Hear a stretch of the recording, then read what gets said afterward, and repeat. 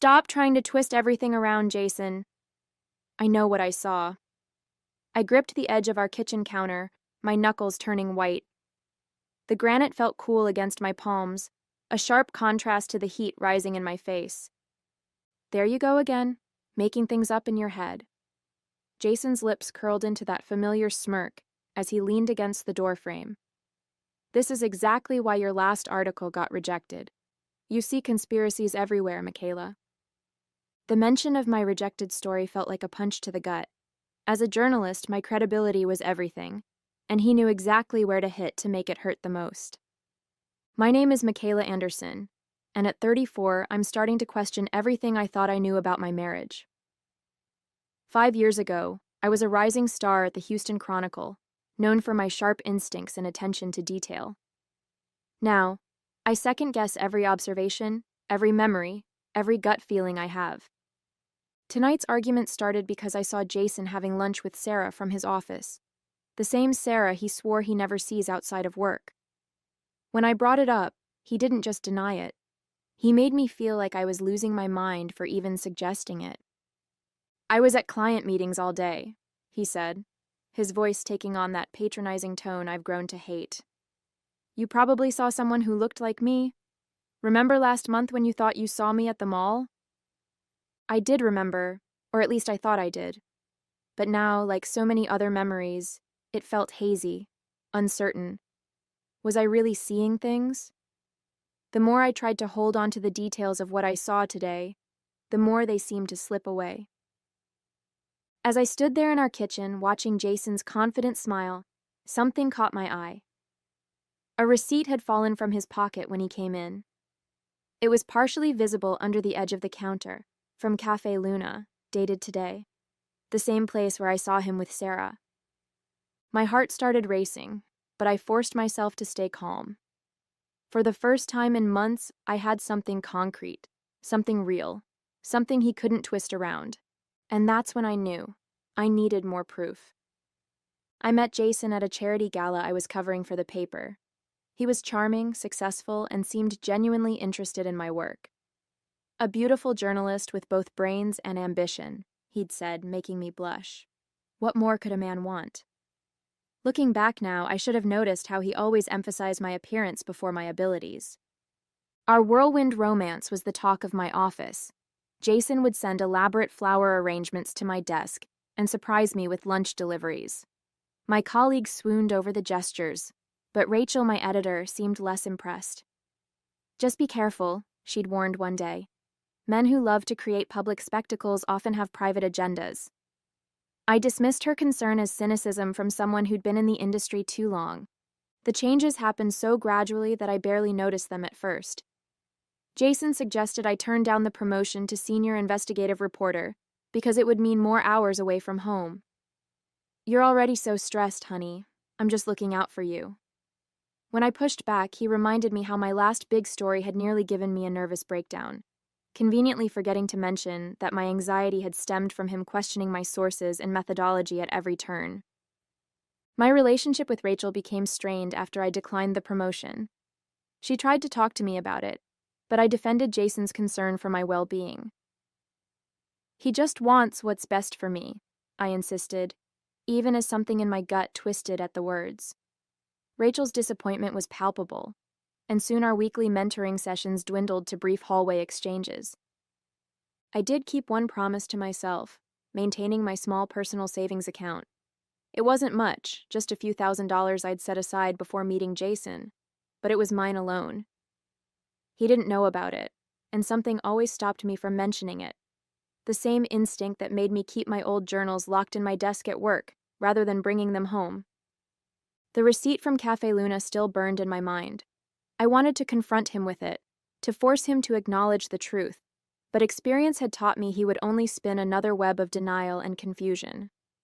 Instead, I slipped it into my wallet, next to an old business card Rachel had given me months ago. On the back, she'd written, "When you're ready to talk, I'm here."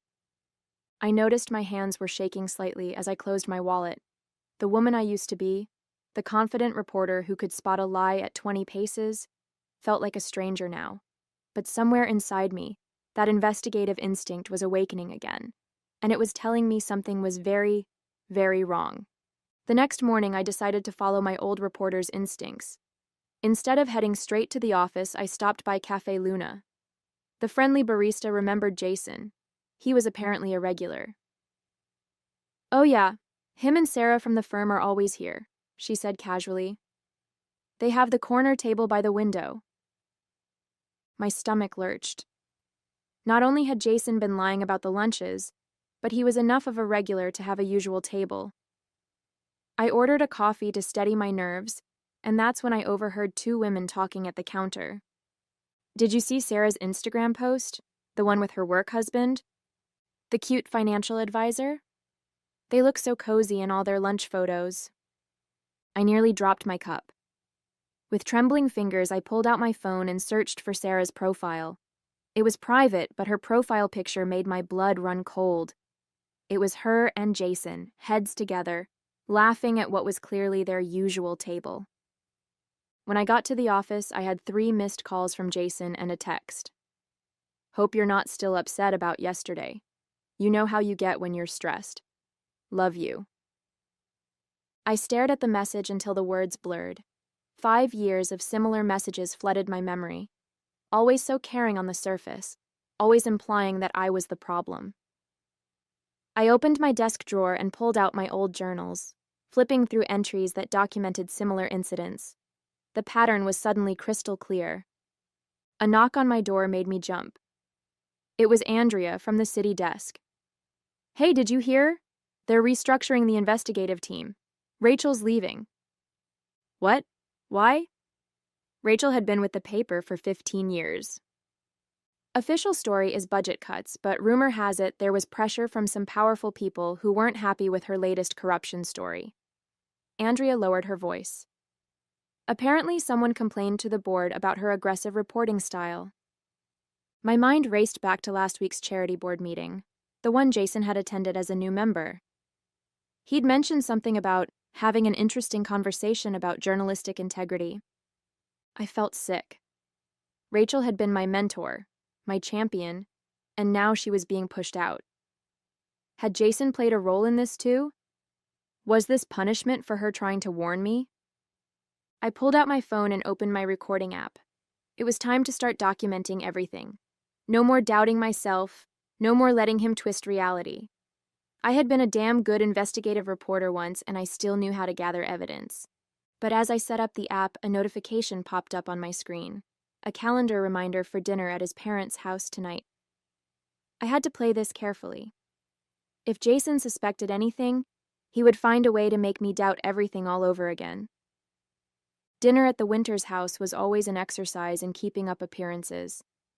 Jason's mother, Clara, fussed over him while his father, Robert, dominated conversations with lengthy monologues about his law practice. Tonight, though, something felt different. There was tension in the air, unspoken words hanging heavy between bites of Clara's pot roast. "So, Michaela," Clara began, setting down her wine glass. "Jason tells me you've been struggling at work lately. Having trouble with your stories?" I caught Jason's slight smirk behind his napkin. "Actually, I'm doing quite well," I replied, keeping my voice steady. "In fact, I'm working on a piece about deceptive business practices." I saw Jason's smirk falter. "Oh? What kind of practices?" Robert suddenly seemed interested, leaning forward. "Financial manipulation, hidden relationships, conflicts of interest." I took a sip of water, watching Jason's knuckles whiten around his fork. It's amazing what people think they can hide. Clara jumped in quickly. "Jason's been doing so well at the firm. Did he tell you about his promotion?" Promotion? This was the first I'd heard of it. "No, he hasn't mentioned it." "It's not final yet, Mom," Jason cut in sharply. "I was waiting for the right time to share the news. The position opened up after Sarah's husband took that job in Denver," Clara continued, oblivious to Jason's discomfort. "Such a shame she had to resign. You two worked so well together." The room spun slightly. Sarah was married and leaving. I managed to keep my expression neutral as I processed this information. Later that night, as we drove home, Jason was unusually quiet. I broke the silence. When were you going to tell me about Sarah leaving? Don't start, Michaela. It just happened today. Like the lunch at Cafe Luna just happened? The words slipped out before I could stop them. Jason's grip tightened on the steering wheel. I told you, you're imagining things. This is exactly why I don't share work news with you anymore. You always twist everything into some crazy conspiracy. I saw the receipt, Jason. He laughed, but there was no humor in it. What receipt? Are you going through my pockets now? This is getting pathetic. Stop gaslighting me. The words exploded out of me. I know what's real. I know what I saw. Jason pulled the car over so suddenly that I jerked forward against my seatbelt. His voice was dangerously calm. You know what's real? What's real is that you're having another breakdown. What's real is that I've spent years trying to protect you from yourself. What's real is that you're about one paranoid accusation away from losing your job. And believe me, after the stunt you pulled at dinner, mentioning deceptive practices, that could happen sooner than you think. The threat was clear. I fell silent, my mind racing. I had thought I was ready to confront him, but I had underestimated his ability to turn things around on me. As we pulled into our driveway, my phone buzzed. A text from Rachel. Got your message. Meeting approved sources at Crossroads Diner tomorrow, 7 a.m. Some things you need to know. A glimmer of hope. But as I deleted the message, I caught Jason watching me in the darkness, his eyes reflecting the dashboard lights like a predator's. The Crossroads Diner was nearly empty when I arrived, my recorder safely hidden in my purse.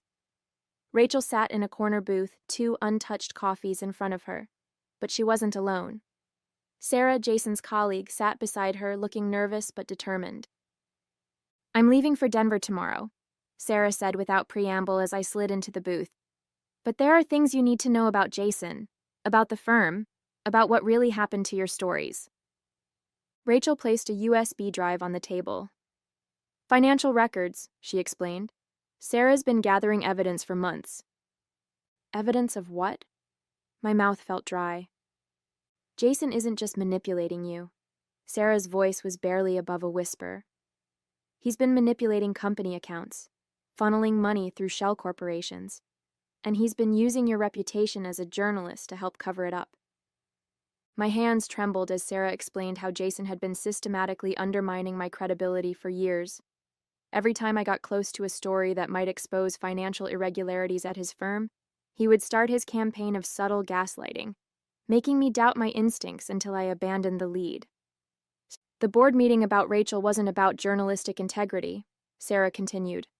Jason convinced them that she was encouraging your delusional tendencies by assigning you investigative pieces. He showed them your therapy records. My what? The room seemed to tilt. He's had access to your private therapy sessions for the past 2 years, Rachel said gently. Dr. Martinez is his cousin. Those sessions? They weren't about helping you. They were about gathering ammunition. The coffee in front of me grew cold as they laid out the extent of Jason's deception. The therapy sessions I'd agreed to attend at his suggestion, where I'd poured out my doubts and fears, had been nothing but a source of information for him to use against me. Dr. Martinez had been feeding him everything, helping him perfect his manipulation. There's more, Sarah said, pulling out her phone. She showed me photos of documents, text messages, and emails. Jason's been positioning himself to take over the firm's executive position. He needed someone unstable in his life, someone he could point to as the reason he's been distracted whenever questions about the missing money came up. That's why he pursued you so aggressively, Rachel added. A journalist with a history of uncovering corporate fraud? Making you doubt yourself wasn't just about control, it was insurance. The realization hit me like a physical blow. Every romantic gesture, every seeming act of concern, every suggestion about my mental health, it had all been calculated. I wasn't just a wife being gaslighted. I was a liability being managed. Why are you showing me this now? I asked Sarah. Because he's getting sloppy. The amount of money involved is bigger than ever, and he's starting to make mistakes. When I confronted him, he threatened to destroy my career. Said no one would believe me over him, just like no one would believe you. I reached for my purse, fingers brushing against my recorder. 2 weeks of secret recordings suddenly felt insignificant compared to what I now knew, but combined with Sarah's evidence... I need copies of everything, I said, my journalist's instincts finally drowning out the voice of doubt Jason had planted in my head. And then we need to talk about how we're going to take him down. That evening, I carefully copied Sarah's evidence onto my own secured drive while Jason was at the gym. My hands shook as I examined the financial records, text messages, and emails that proved his deception. I had just finished when I heard his car pull into the driveway. "You seem distracted," Jason said over dinner, studying my face.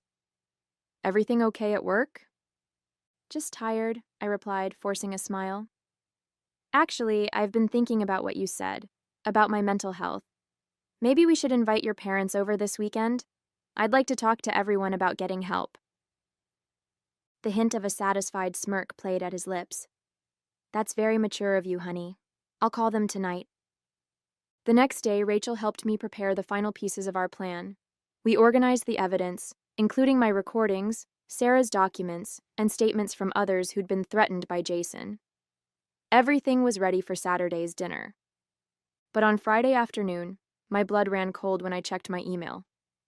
There was a message from the newspaper's board of directors requesting an immediate meeting about my concerning behavior and mental fitness for journalism. Jason had somehow found out. I rushed to Rachel's office, but she was already on the phone with HR. "They're suspending you pending an investigation," she said, covering the mouthpiece. "Jason sent them videos, apparently from your therapy sessions with Dr. Martinez." My mind raced. The therapy sessions had been recorded? Of course they had. Jason never left anything to chance. "The board meeting is in an hour," Rachel continued. "They're going to try to discredit you before you can expose anything." I felt the walls closing in. Everything we'd planned was falling apart. If I lost my credibility now, no one would believe the evidence, just as Jason had planned all along. That's when my phone buzzed with a text from an unknown number. "Need to talk. Important. Clara Winters." Jason's mother? I hesitated, then agreed to meet her at a cafe near the newspaper office. I had 40 minutes before the board meeting. It was worth the risk. Clara was already there when I arrived, clutching her designer handbag like a shield. "I found something," she said without preamble, pulling out an old leather planner. "After that dinner, when you mentioned deceptive practices, I started going through Robert's old records." She opened the planner, revealing handwritten notes about offshore accounts, shell corporations, and a familiar name, Jason's firm. "Robert wasn't just Jason's father," Clara said, her voice shaking. "He was his mentor in everything, including fraud. They've been doing this for years, using wives and girlfriends as covers. I was Robert's unstable wife 30 years ago." My recorder was already running in my pocket as Clara detailed decades of financial manipulation, gaslighting, and corporate fraud. This wasn't just about Jason anymore. It was about a generational pattern of abuse and corruption. I checked the time. 20 minutes until the board meeting. "Clara, would you be willing to come with me? There are some people who need to hear this." She straightened her spine, a lifetime of fear and doubt falling away from her face. "Yes. It's time someone believed us." I walked into the boardroom with Clara by my side, finding exactly what I expected. Jason standing at the front, playing clips from my therapy sessions on the projector. His father, Robert, sat among the board members looking smug. Their expressions of concern were so perfectly practiced, so convincingly sincere. "Ah, Michaela," Jason said smoothly. "We were just discussing your episodes." "Yes, I can see that," I replied, plugging my USB drive into the laptop.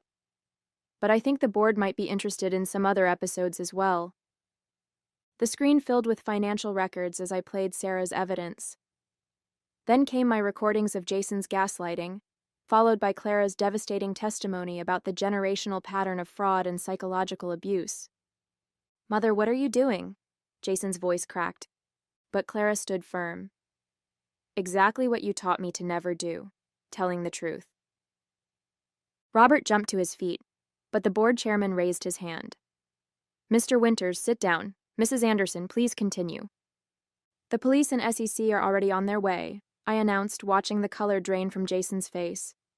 "They're particularly interested in those offshore accounts you and your father have been hiding." As if on cue, officers entered the boardroom. The look of utter disbelief on Jason's face as they read him his rights was something I would never forget. "No one will believe you," he tried one last time as they led him away. "You're just being crazy again." "No, Jason," I replied calmly. "I'm finally being sane." The story broke the next day, not just in our paper but across all major news outlets. Corporate dynasty falls, father-son fraud scheme exposed. Jason and Robert's arrests made headlines, and their elaborate web of financial manipulation and psychological abuse finally came to light. Clara moved in with her sister, starting therapy with a real counselor. Sarah's evidence proved invaluable to the prosecution, and she found a better position at a firm in Denver. Rachel was reinstated at the paper with a formal apology and a promotion. As for me, I took on a new beat, investigating corporate fraud and psychological abuse in the workplace. My first series of articles focused on helping others recognize the signs of gaslighting in professional settings. The response was overwhelming. Hundreds of people came forward with their own stories. I ran into Jason one last time at the courthouse during his sentencing. He looked smaller somehow, his confident smirk replaced by defeated resignation. When the judge announced the 15-year sentence, he turned to look at me, perhaps expecting to see doubt in my eyes. Instead, he found clarity. That evening, I sat at my desk, looking at the last picture of us together, the one from our anniversary dinner where it all began to unravel. I deleted it and opened a new document. The cursor blinked, waiting for words that had been trapped inside me for too long. "Trust your instincts," I typed. "They're trying to tell you something." For the first time in years, I knew mine were finally leading me in the right direction.